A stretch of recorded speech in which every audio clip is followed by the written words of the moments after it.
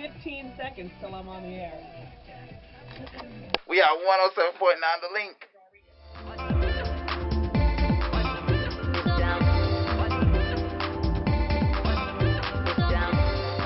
It's me and brother. How y'all doing? We're here at wbtv because a very special lady has offered to observe and learn from her in her natural setting. By which I mean the one and only Holly Hayes. Hayes. Holly Hayes. Hello. Hi. Holly Hayes How are you? of wbtv and 107.9 The Link. I'm just setting up my shift. Where's the camera? Where am I even looking? You're right here. I know, I see me, but where am I looking? Is this the camera over here? I want to make sure I'm looking at That's the right... the camera. Oh, hi! And we are at WBTV with Miss Holly Hayes. Y'all already saw her. That's Bob and Shirley from the morning show. Sherry. Bob and Sherry. I'm sorry. I apologize. I'm going to call her Shirley from now on now. Please don't. Oh, Lord. Well, you know, Carson Daily back tomorrow night at 8 p.m. to count down 30 hottest hits of the week. It's called the Daily Download. It's right here at 107.9 The Link. Here's Pearl Jam's daughter. Ed Sheeran now on Charlotte Lane. It's the outfield on Charlotte Lane. What's up, y'all? We are about to do our interview with Holly Hayes. And I'm more excited than I can ever be. Thank you, Holly. Adios. Amigos.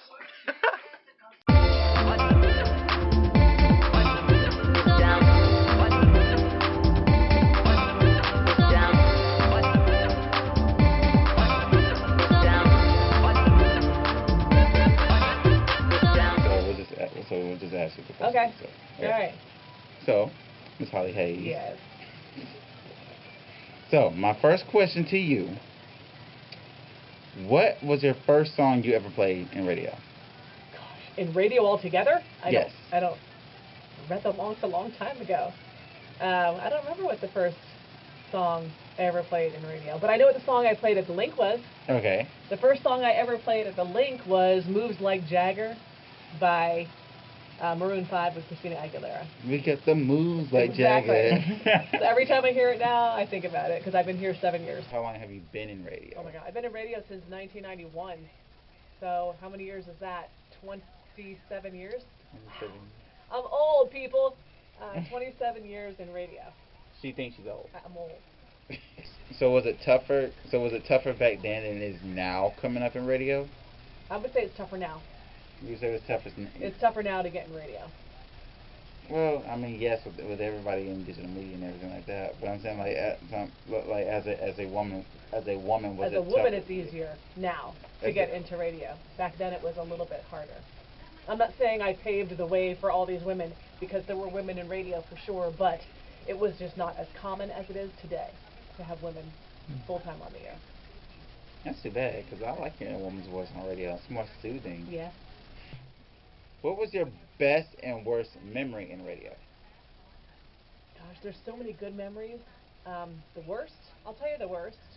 There were two. One was being on the air when the crew of the Columbia space shuttle were coming back in to our atmosphere, and the space shuttle disintegrated. And you have to get on the air and kind of report that and tell people about that, which makes radio not fun. And being on the air right after 9/11. Oh. Because at that time, of course, that was probably the worst. And that time you have to give top of the hour reports. And so you kind of, people go to radio to escape what's happening in the world. So when you have to bring the harshness of reality to your radio show, it kind of puts a damper on things, and it's not fun to report that. You're playing music, but talking about this devastation. So it puts a very awkward spin on radio. Now, you are a mom. I'm a mom. So, I gotta ask, is it tough juggling mom with being Holly Hayes from 107.9 Link? Yes. Well, I'm not cool to them, like, when people, like hear me on the radio, they think it's cool that I'm on the radio, or my friends think it's cool that they have a friend that's on the radio. My kids have nothing like that. They don't think I'm cool at all. So at home, I'm just mom. It's I juggle with family and move that. I struggle with family and jobs just like any other mom would, whether you have a career, in an office or a doctor or a nurse or whatever. So I struggle with the juggle of maintaining a household with 3 kids and being home for them and working. So right now I'm lucky to work part-time here, so it kind of helps me out. So like, since you work here part time, does that mean it's easier to take vacations? Yes. Yeah. I got a question. You got a question? Okay. What made Say it you loud, fall say it in loud. love with this?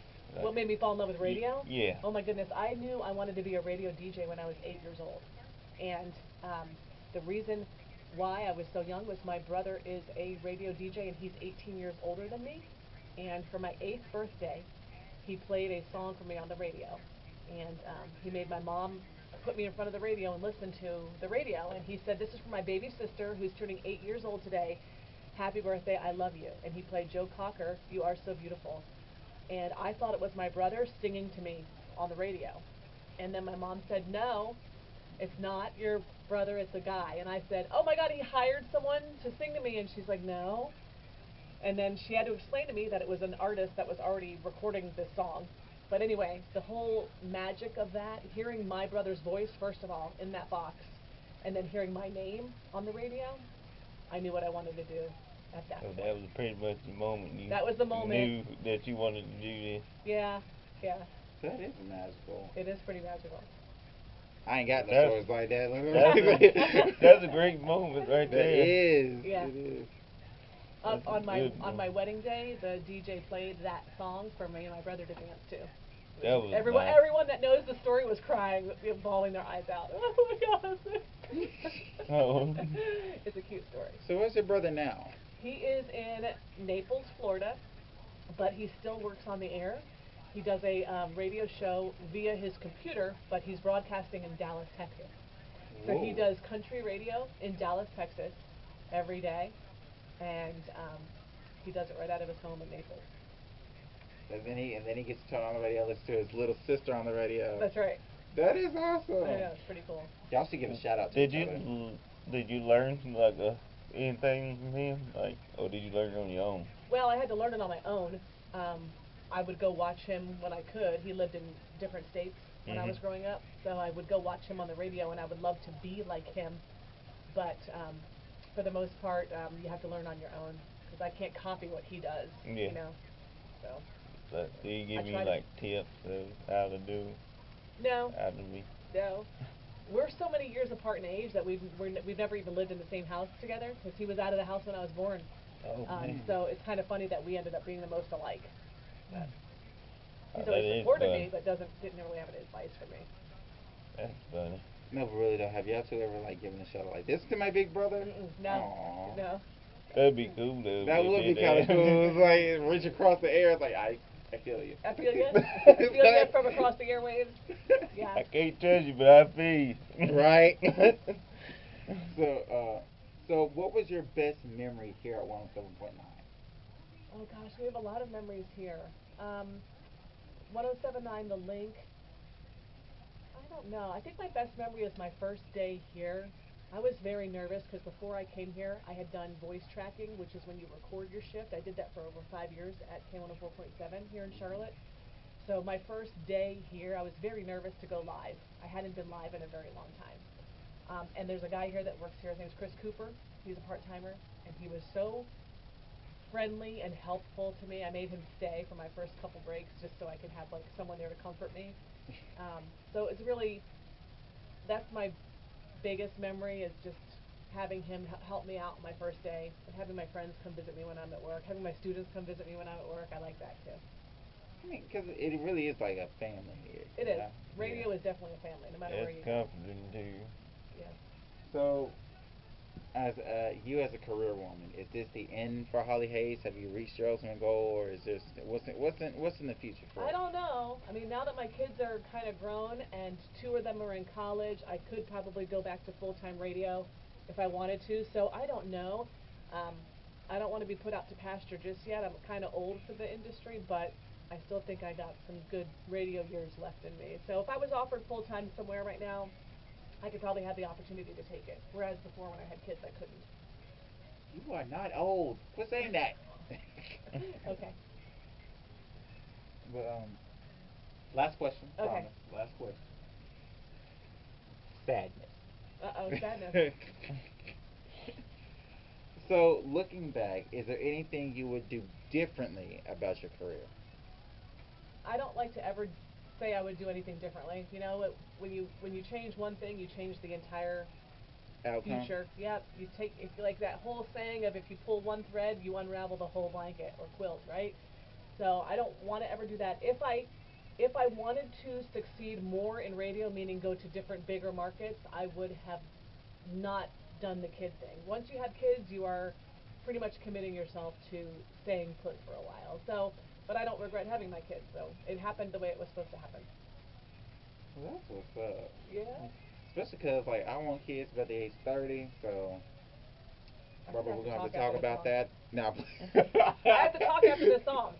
Oh, okay. Well, thank you, Miss Holly Hayes. Thank Thank you. you for the great interview. So there you have it, our time at 107.9 The Link. Thank you, Holly. Thank you, wbtv. And thank you, 107.9 The Link.